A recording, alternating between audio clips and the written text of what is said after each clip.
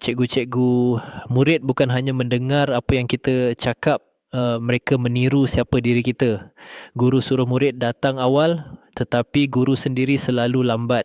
Guru mahu murid hormat masa, tetapi kelas masuk lewat tanpa rasa bersalah. Akhirnya murid mula hilang hormat kerana apa yang mereka lihat yang berbeza dengan apa yang mereka dengar. Realitinya, disiplin tidak lahir daripada arahan semata-mata.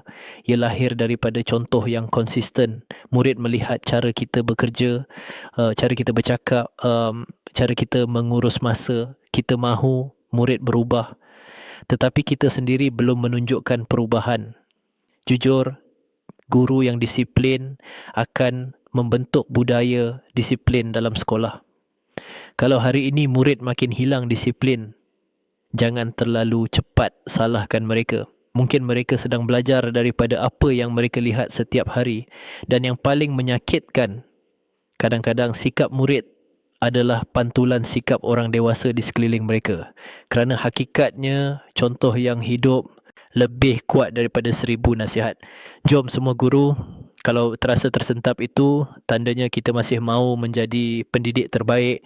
Ayo kita mulakan disiplin daripada diri sendiri sebelum membentuk murid. Tonton video di bawah ini untuk kuatkan semangat dan integriti kita sebagai guru.